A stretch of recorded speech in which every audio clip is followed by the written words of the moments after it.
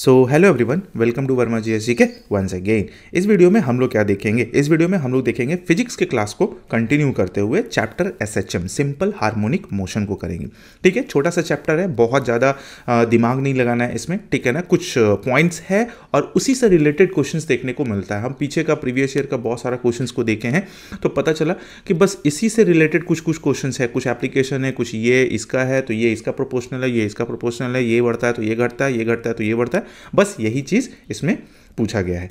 ठीक है, तो हम लोग क्या करते हैं, इसको फटाक से कंप्लीट कर लेते हैं। तो चलिए स्टार्ट करते हैं आज का lecture, that is from SHM. ठीक है ना, ये एसएचएम का है, सिंपल हार्मोनिक मोशन। अब सिंपल हार्मोनिक मोशंस को पढ़ने के लिए ना सबसे पहले हम लोग को थोड़ा सा समझना पड़ेगा पीरियोडिक मोशंस वगैरह क्या क्या होता है ना। मेन टॉपिक में एंटर करने से पहले थोड़ा उसका बेस तो बनाना जरूरी हो जाता है तो वो समझ लेते हैं। तो पीरियोडिक मोशन क्या होता है समझ लेते हैं इसको। पीरियोडिक मोशन को any motion that repeat itself, यानी कि कोई भी मोशन जो अपने आप को रिपीट कर रहा है ना, at a fix time interval along fixed path. Fix time interval है और फिक्स्ड पाथ पर, यानी कि जाता है फिर वहीं पर वापस आता है, फिर जाता है फिर वहीं पर वापस आता है। It's called the periodic motion. Periodic motion का मतलब नाम से ही समझ में आ जा रहा होगा ना आपको कि पीरियोडिकली ये हो रहा है, मतलब एक टाइम इंटरवल पर हो रहा है, फिक्स टाइम इंटरवल पर और फिक्स्ड पाथ पर हो रहा है। ठीक है, एग्जाम्पल्स में बहुत सारा चीज़ हो सकता है, जैसे मोशन ऑफ पेंडुलम। पेंडुलम होता है ना इस टाइप का, ये चीज़ ऐसा है, इधर आ रहा है, ये इधर है, तो ये यहाँ से जा रहा है, फिर यहाँ से आ रहा है, यहाँ जा रहा है, यहाँ से आ रहा है, that is called the periodic motion. Rotational motion of earth around its axis. ठीक है ना, अर्थ का जो ये होता है मोशन, जो होता है रोटेशन जो हो रहा है ना अर्थ का अपने एक्सिस पर। ठीक है, वो चीज़ हो गया हमारा क्या, रोटेशनल मोशन। वो रेगुलर इंटरवल पर हो रहा है और फिक्स्ड पाथ पर हो रहा है। नेक्स्ट है motion of the moon around the earth. ठीक है ना, अब अर्थ है और उसके चारों तरफ मून क्या है ना, ऐसे ऐसे ऐसे ऐसे ऐसे घूम रहा है। ठीक है, और वो पीरियोडिकली घूम रहा है, 29 दिन में 30 दिन में ये कंप्लीट कर जाता है हर वाला। ऐसा कभी नहीं हुआ कि हाँ 25 दिन में कंप्लीट कर गया, ऐसा कभी नहीं हुआ कि 40 दिन लगा दिए, वो पीरियोडिकली चल रहा है। Motion of an electron around the nucleus. ठीक है ना, न्यूक्लियस के चारों ओर इलेक्ट्रॉन मूव कर रहा है एक फिक्स पाथ पीरियोडिक मोशन में, उसको भी बोल सकते हैं। Motion of A spinning top. बचपन में हम लोग लट्टू नचाए ही हैं। ठीक है, लट्टू नचाए ही हैं, लट्टू नचाता था जो फीता मार के बांध के मारते थे, है ना, ये सब चीज़। और उसका कंपटीशन भी करते थे अपना मोहल्ला में, अपना लड़का लोग से। वो चीज़, वो सब सारा का चीज़ जो था ना वो पीरियोडिक मोशंस में ही आता है। तो ध्यान में रखिएगा, एग्जाम्पल से क्वेश्चन पूछा जाता है।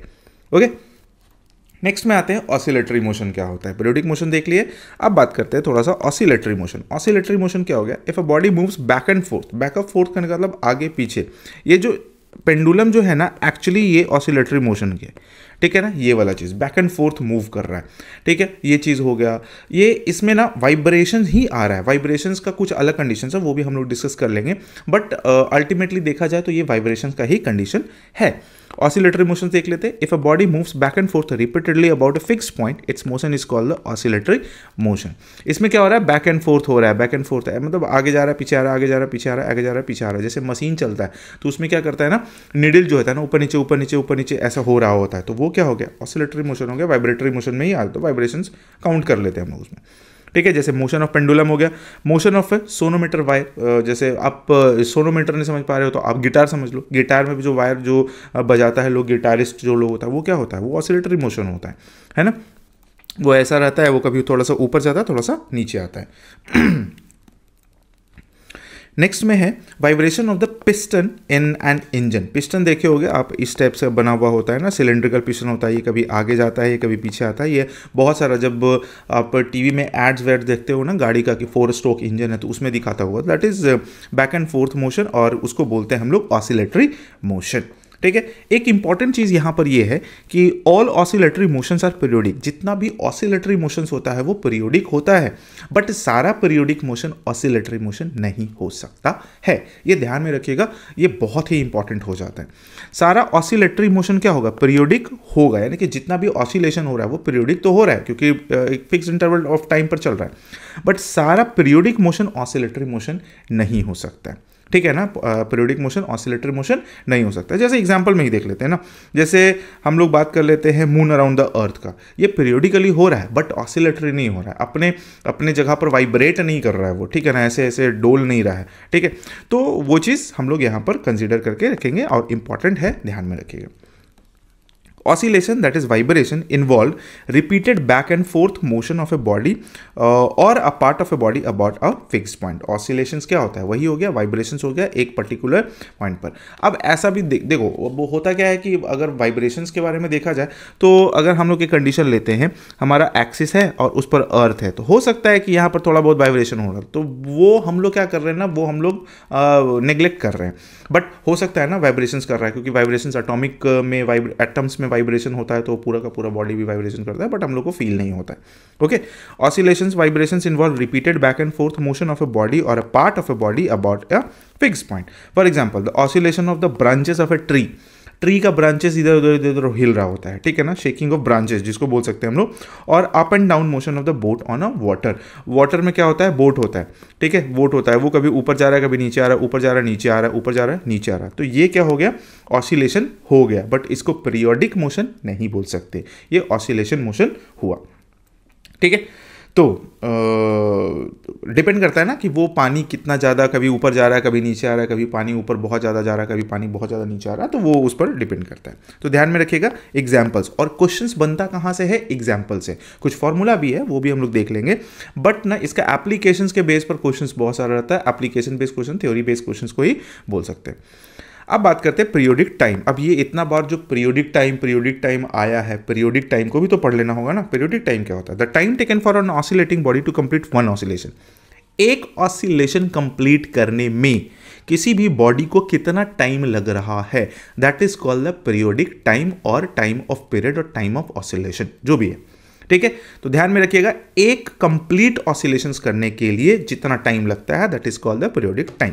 और वो टाइम है, इसका मतलब क्या हो गया, उसका यूनिट क्या हो जाएगा भाई, सेकंड हो जाएगा, है ना. फॉर्मूला क्या बन जाता है पीरियोडिक टाइम का, T is equal to 2 pi by omega. Omega लिखते हैं, ठीक है ना, W जैसा नहीं होता, थोड़ा सा गोल घुमा हुआ होता है, ठीक है. तो T is equal to 2 pi by omega. अब ये 2 पाई एक्चुअली क्या है, दैट इज एंगुलर डिस्प्लेसमेंट, कितना गया और कितना वापस आया, ठीक है ना. अगर कोई चीज़ में ऑसिलेशन हो रहा है तो कोई चीज़ कितना पोजीशंस तक गया है मैक्स टू मैक्स और कितना आया है मिनिमम, उसका ओरिजिनल पोजीशन मीन पोजीशन जो होगा, ठीक है ना. ये हो गया एंगुलर फ्रीक्वेंसी, ठीक है. तो ये फॉर्मूला बन जाता है T is equal to 2 pi by omega. कभी कभी फॉर्मूला भी पूछ लिया जाता है कि टाइम पीरियड टाइम का फॉर्मूला बताइए, ऑप्शन दिया हो रहेगा 2 pi by omega, pi by omega, 3 pi by omega, ऐसा कुछ करके. तो ये फॉर्मूला इसलिए लिख दिया ताकि आपको कोई भी प्रॉब्लम नहीं हो. जहाँ W क्या है भाई, यानी कि ओमेगा क्या है, that is angular frequency. Simple है, हम लोग को PhD करना नहीं है, हम लोग को क्वेश्चन सॉल्व करना है एक्चुअली एग्जाम में. नेक्स्ट है the number of oscillation of vibrations completed by an oscillating body in 1 second. अब 1 सेकेंड में वो कितना बार ऑसिलेशन कर रहा है, ठीक है ना, मुन्ना भाई जैसा. तो 1 सेकेंड में वो कितना ऑसिलेशन कर रहा है वही होगा उसका फ्रीक्वेंसी. ठीक है, ध्यान में रखिएगा. जैसे हम लोग वेव पढ़े तो वेव में क्या था, ऐसे ऐसे चल रहा था, ऐसे ऐसे चल रहा था, तो 1 सेकेंड में ये कितना बार हो जाता था, दैट इज द फ्रीक्वेंसी. उसमें क्या है भाई कि 1 सेकेंड में ये कितना बार ऐसा ऐसा ऐसा ऐसा ऐसा ऐसा हो जाएगा, that is called the frequency of the oscillation. The number of oscillations or vibrations completed by an oscillating body in 1 second is called its frequency. Clear है. Frequency is denoted by n, ठीक है ना, frequency n से denote किया जाता है. इसका formula हो जाएगा n is equal to 1 upon time. ये जो है ना फ्रीक्वेंसी हो जाता है ना, टाइम का रिवर्स होता है, मतलब टाइम का अपोजिट बोल लीजिए. तो 1 अपॉन टाइम हो गया इनवर्स ऑफ टाइम, और इसमें हो जाएगा ओमेगा बाई 2 पाई. इसका एक चीज़ हम यहाँ पर लिखना भूल गए हैं, दैट इज जो फ्रीक्वेंसी होता है ना, इसका जो यूनिट जो होगा ना, यहाँ पर लिख देते हैं, यूनिट जो होगा ना इसका होता है हर्ट्ज. ठीक है, हर्ट्ज, ध्यान में रखिएगा ये चीज़.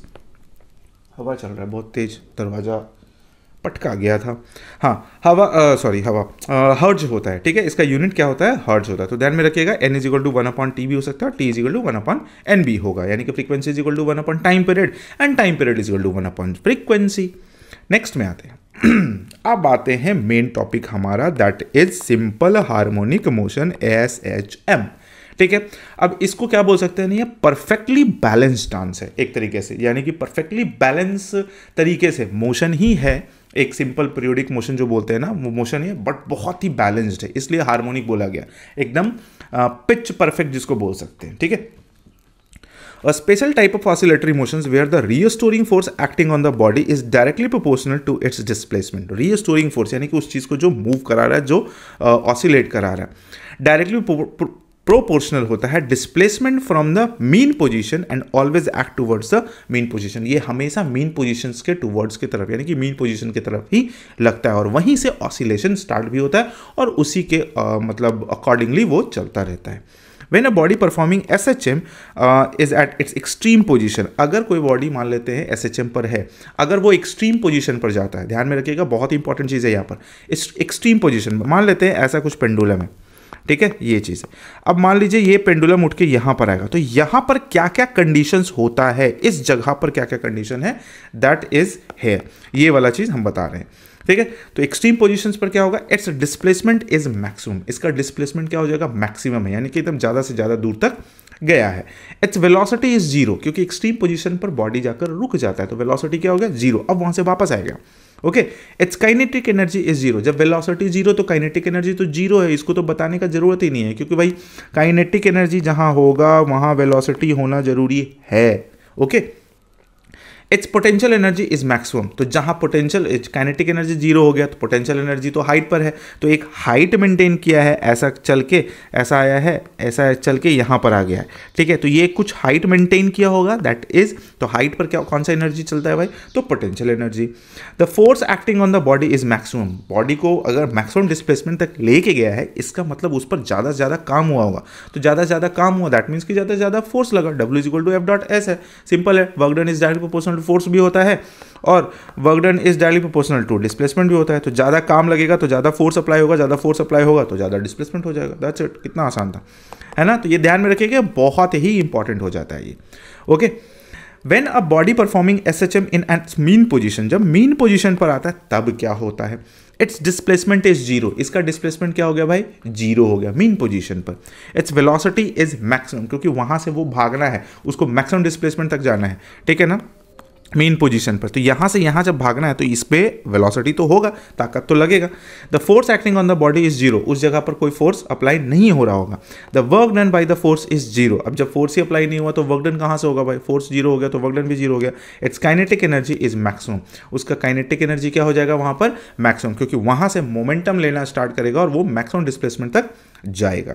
The maximum displacement of the body performing SHM from its mean position is called the amplitude, कितना दूर तक गया है, वो जो डिस्टेंस होगा ना, मैक्सिमम डिस्प्लेसमेंट बोल सकते हैं, डिस्टेंस बोल सकते हैं, क्योंकि displacement is a kind of distance, तो वो जो डिस्प्लेसमेंट होगा ना, मैक्सिमम डिस्प्लेसमेंट जो होगा, ठीक है, जो होगा that is called the amplitude, और यही एम्पलीट्यूड वेव में हम लोग ऐसे वाला में ये वाला चीज़ दिखाते, ये कहाँ तक गया है ऊपर और ये कहाँ तक आया है नीचे, यही होता है हमारा डिस्प्लेसमेंट, ठीक है, ध्यान में रखिएगा, ये चीज़ हम आपको समझा दिए।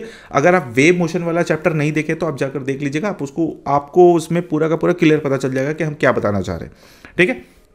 यहाँ पर बार बार मतलब जैसे होगा ना कि रिपीट करेंगे तो लेंदी भी हो जाएगा, तो आप ऑलरेडी बना हुआ है, हम पूरा का पूरा प्लेलिस्ट का लिंक हम डाल देंगे डिस्क्रिप्शन बॉक्स में, तो आपको कोई भी प्रॉब्लम नहीं होगा, ठीक है। वैसे भी आप अगर इस चैनल को फॉलो कर रहे हैं आप, तो आपको पता होगा कि हम किस किस लेवल का वीडियो बना चुके हैं, ठीक है। चलिए नेक्स्ट में आते हैं स्प्रिंग पेंडुलम, ठीक है। SHM तो मेरा यहाँ पर हुआ खत्म, ये समझ लीजिएगा, ये ध्यान में रखिएगा, maximum displacement of the body performing SHM from its main position is called its amplitude. बात करते हैं स्प्रिंग पेंडुलम का। पेंडुलम भी तो होता है ना, एक सिंपल पेंडुलम होता है, एक स्प्रिंग से लगा हुआ पेंडुलम होता है। सिंपल पेंडुलम हो गया धागा से लटका हुआ है, और स्प्रिंग पेंडुलम हो गया ये स्प्रिंग से ऐसे ऐसे करके ऐसे लटका हुआ है, तो ये दोनों में बहुत डिफरेंस हो जाता है, फॉर्मूला का पूरा उठा पटक हो जाता है। देखिए क्या होता है, की कंपोनेंट्स क्या होगा, एक स्प्रिंग पेंडुलम अगर मान लेते हैं, ले लेते तो उसमें मास तो होगा ही, और एक स्प्रिंग होगा जिसका अपना एक स्प्रिंग कांस्टेंट होता है। देखिए स्प्रिंग जो है ना, स्प्रिंग जो है, ठीक है, ये इसका एक अपना स्प्रिंग कांस्टेंट होता है, फिजिक्स में हम लोग पढ़ते हैं, ध्यान में रखिएगा, स्प्रिंग कांस्टेंट के, जिसको हम लोग के से डिनोट करते हैं। तो मेरा फॉर्मूला क्या बन जाता है, time is equal to 2π√m/k, m/k, 2π√m/k, जहाँ m क्या है मेरा मास है और k मेरा क्या है स्प्रिंग कांस्टेंट। ध्यान में रखिएगा, ये डिपेंड करता है कि कौन सा मटेरियल से और कितना स्प्रिंग कांस्टेंट है। स्प्रिंग कांस्टेंट भी निकाल सकते हैं हम लोग, ऐसा नहीं है ना। चलिए तो यहाँ पर है, बात करते हैं, अगर ये t है, ठीक है ना, तो देख रहे हैं ये तो कांस्टेंट हो गया मेरा 2π, अब t है जो √m से भी डायरेक्ट प्रोपोर्शनल है, और t जो है इनवर्सली है √1/k से।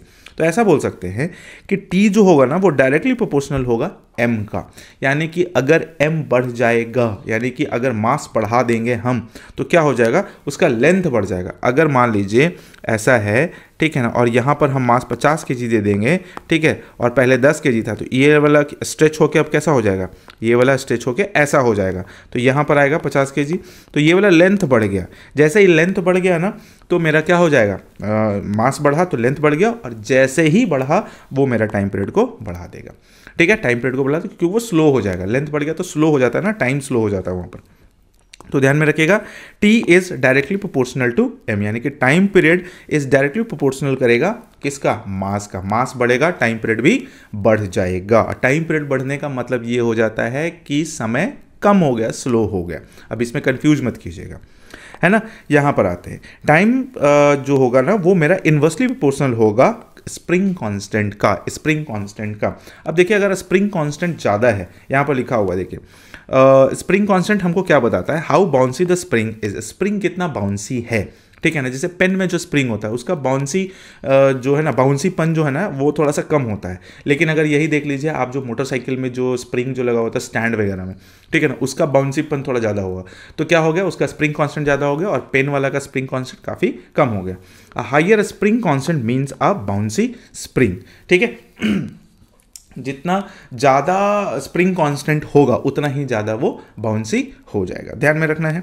तो ये चीज़ समझ में आ गया। इन्वर्सली प्रोपोर्शनल टू कर रहा है स्प्रिंग कांस्टेंट, अगर स्प्रिंग कांस्टेंट बढ़ा तो मेरा टाइम घट जाएगा। इन्वर्सली का मतलब क्या होता है, एक क्वांटिटी घटता है दूसरा क्वांटिटी बढ़ जाता है, और एक क्वांटिटी घटता है, एक क्वांटिटी बढ़ता है तो दूसरा क्वांटिटी घट जाता है। इन्वर्सली इसलिए तो बोला गया, ओके, ध्यान में रखिएगा। अच्छा, यही टाइम पीरियड क्या होता है, फ्रीक्वेंसी से भी रिलेट कर लिया जाता है। तो T is equal to 1/f होता है, time is equal to 1 upon frequency, तो frequency is equal to 1 upon time period. तो फ्रीक्वेंसी से भी हम लोग रिलेशन निकाल सकते हैं। तो फ्रीक्वेंसी किस पर वैरी कर जाएगा, वह डायरेक्टली वैरी करेगा स्प्रिंग कांस्टेंट पर, और फ्रीक्वेंसी इनवर्सली प्रोपोर्शनल करेगा किस पर, मास पर। तो ध्यान में रखना है, इसका और इसका आसमान जमीन का फर्क हो जाता है, पूरा का पूरा उल्टा पुल्टा हो जाता है, ठीक है। ये भी ध्यान में रखिएगा, स्प्रिंग कांस्टेंट इंपॉर्टेंट हो जाता है। इंपॉर्टेंट नोट, अब जो टाइम जो है ना वो मेरा ग्रेविटी पर अब लटका हुआ है, ऐसा नहीं बोल सकते कि वो ग्रेविटी पर भी इफेक्ट करता होगा, नहीं करता है। टाइम पीरियड जो है ना कभी भी एक्सेलरेशन ड्यू टू ग्रेविटी पर डिपेंड नहीं करता है। एक्सेलरेशन ड्यू टू ग्रेविटी होता है, दैट इज जी का वैल्यू 9.8, और अगर कैलकुलेशन वाइज देख रहे होते तो हम लोग 10 ले लेते हैं। और फ्रीक्वेंसी भी, जब टाइम ही नहीं करेगा तो फ्रीक्वेंसी क्या खाक करेगा। तो टाइम बोला कि हम तो इस पर रिलेट नहीं करेंगे, हम तो इस पर डिपेंडेंट नहीं रहेंगे, भाई ग्रेविटी तुम जाओ अपना काम देखो, हम अपना काम देखेंगे।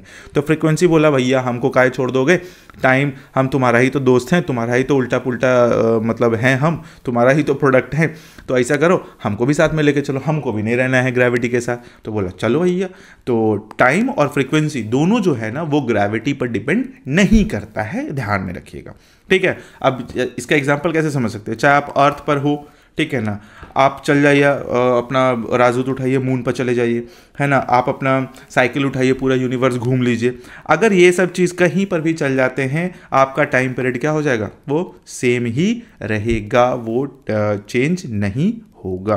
तो ध्यान में रखिएगा, टाइम पीरियड कभी भी ग्रेविटी पर और फ्रीक्वेंसी कभी भी ग्रेविटी पर डिपेंड नहीं करता है। क्लियर।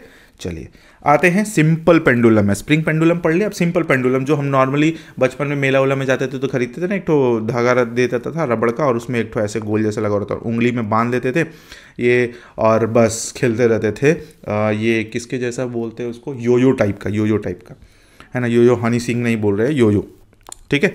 चलो सिंपल पेंडुलम का बात कर लेते हैं। इसमें कंपोनेंट क्या आएगा, लेंथ आएगा और ग्रेविटी आएगा, ठीक है, लेंथ ऑफ द स्ट्रिंग और gravity, acceleration due to gravity, okay. Gravity का वैल्यू हम ऑलरेडी पहले बता चुके हैं। टाइम पीरियड का फॉर्मूला क्या हो जाएगा, 2π√L/g। इससे क्वेश्चंस आया हुआ है, ये एसएससी में भी आया है, एनटीपीसी में भी आया है, इवन यूपीएससी में भी हम क्वेश्चंस देख चुके हैं, ये क्वेश्चंस आया हुआ है इस फॉर्मूला से रिलेटेड, ठीक है। तो 2π√L/g that is the length of the string and g acceleration due to gravity. तो इससे क्या पता चल रहा है, अगर t है तो ये डायरेक्टली प्रोपोर्शनल करेगा किस पर, लेंथ पर, t is directly proportional to length, और t is inversely proportional to gravity, acceleration due to gravity. मतलब अगर ये ऐसा देखा जाए कि अगर हम लोग इंपॉर्टेंट है, पेंडुलम क्लॉक्स को अगर हम लोग स्पेस में लेके जाते हैं, ठीक है ना, तो वो वहाँ काम नहीं करेगा। क्यों काम नहीं करेगा, क्योंकि वहाँ पर क्या हो गया, जी 0 हो गया, स्पेस में ग्रेविटी क्या हो गया, 0 हो गया। जब यही 0 हो गया तो मेरा क्या ही वैल्यू आएगा, कुछ नहीं आएगा, कोई काम नहीं करेगा, ठीक है। तो ध्यान में रखिएगा। अब समथिंग अपॉन जीरो तो इन्फिनिटी होता है, बट वहाँ पर काम ही करना, मतलब ऐसा नहीं कि इन्फिनिटी टाइम दिखाने लग जाएगा वहाँ पर, है ना, वहाँ 4 घंटे का इन्फिनिटी दिखाने लग जाएगा, वो फिराक में मत रहिएगा, वो सोचिएगा भी मत। ठीक है, तो ध्यान में रखना है T is directly proportional to length, यानी कि लेंथ ऑफ द स्ट्रिंग, जिससे वो पेंडुलम यानी कि जिसको हम लोग बॉब बोलते हैं ना, वो लटका हुआ है, और T is directly proportional to acceleration to gravity. Clear है, ध्यान में रखिएगा। नेक्स्ट में आते हैं इंपॉर्टेंट नोट इसका भी, तो T not depend upon, T किस पर डिपेंड नहीं करेगा भाई, तो मास। सिंपल पेंडुलम का केस बता रहे हैं, टी कभी भी मास पर डिपेंड नहीं करेगा, और जब मास पर डिपेंड नहीं करता है तो मटेरियल आप कुछ भी ले लो, आप आम वाली कट्ठल बैगन कुछ ले लो, वो मतलब नहीं करता। देखो दरवाज़ा खुलाने का नया तरीका है ये, एक बार में नहीं खुलेगा। इंसान जो है ना, मतलब क्या ही बोल सकते हैं, पेशेंस ख़त्म हो चुका है ना, मतलब एक बार नॉक करके वेट कर सकते हैं कि हाँ भाई चलो भाई चल के आएगा, ऐसे थोड़ी ही है कि क्रिश है एक बार बोले फटाक से पहुंच गया, स्पाइडरमैन थोड़ी है, फ्लैश थोड़ी है जो हाँ बोले फटाक से आके गेट खोल देगा, तुम्हारे वास्ते बैठा रहेगा। अजीब अजीब इंसान है भाई, हम क्या ही बोले अगल बगल में। ठीक है, चलो देख लेते हैं टेम्परेचर इफेक्ट्स, है ना, सब लोग का नौटंकी चलते ही रहता है। टेम्परेचर इफेक्ट देख लेते हैं क्या होता है। तो टेम्परेचर इफेक्ट हो गया, clock time increases due to thermal expansion. अब देखो होता क्या है ना कि अगर पेंडुलम वॉच है, पेंडुलम वॉच का बात किया जा रहा है, डिजिटल वॉच का नहीं, पेंडुलम वॉच में क्या होता है ना, थर्मल एक्सपेंशन की वजह से क्या होता है ना, length of the string metal का बना होता है तो थर्मल एक्सपेंशन होता है, हीट होता है, उसके वजह से क्या होता है ना, उसमें थोड़ा सा लेंथ का इंक्रीमेंट हो जाता है। और जैसे ही लेंथ का इंक्रीमेंट हो गया, इसका मतलब क्या हो गया, we also know that time is directly proportional to किस पर होता है, लेंथ पर, यानी कि लेंथ बढ़ेगा तो मेरा क्या हो जाएगा, टाइम बढ़ जाएगा। इसका मतलब क्या हो गया, टाइम इंक्रीज हुआ, लेंथ इंक्रीज हुआ था, और लेंथ डिक्रीज हो रहा है, इसका मतलब टाइम भी डिक्रीज हो जाएगा। तो ये ध्यान में रखना है, कैसे रिलेट करना है। ये पेंडुलम वाला है, ये एग्जाम में देखा जाता है, क्वेश्चंस नॉर्मली पूछा जाता है, तो यही सब चीज़ से रिलेट हो जाता है। बात कर लेते हैं case of moon and earth. अब मून और अर्थ के बारे में थोड़ा सा रिलेट कर लेते हैं कि क्या है। अब जहाँ तक हम लोग को पता है, हम लोग को ग्रेविटी में पढ़े हैं, ग्रेविटेशन चैप्टर जब पढ़ाए थे ना, उसमें हम लोग पढ़े हैं कि ग्रेविटी ऑन मून जो होता है ना, ग्रेविटी ऑन अर्थ का 1/6 होता है। मतलब क्या कि यहाँ पर जो ग्रेविटी हम लोग फील करते हैं ना, अगर हम लोग मून पर चले जाते हैं तो यहाँ अगर 100 फील कर रहे हैं तो वहाँ हम लोग कितना फील करेंगे, लगभग 17, है ना, अप्रॉक्सीमेटली 17 फील करेंगे, मतलब 100 से 17 हो जाता है। अगर यहाँ 60 कर रहे हैं तो वहाँ 10 हो जाएगा, सिंपली ऐसे समझ लो।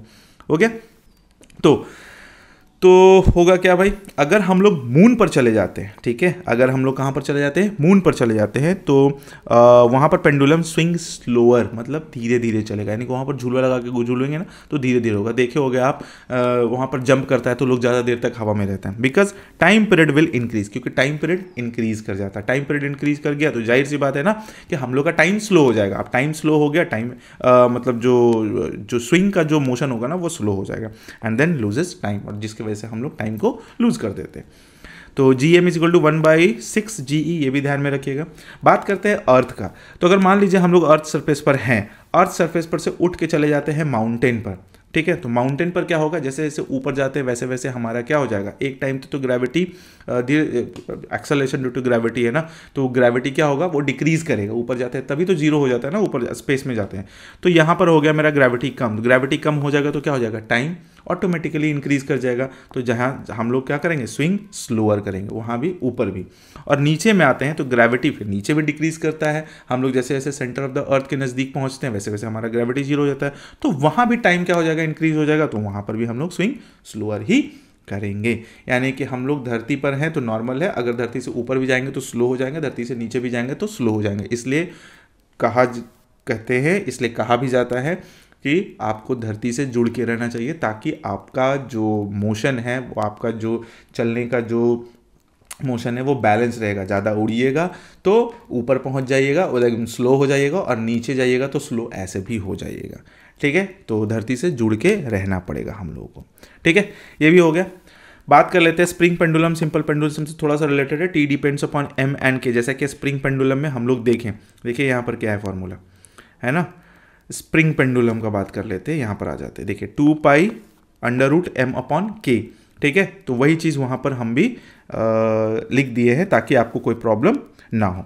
तो T depends upon M and K not on G, क्योंकि M और K फार्मूला में आ रहा था, G फार्मूला में नहीं आ रहा था।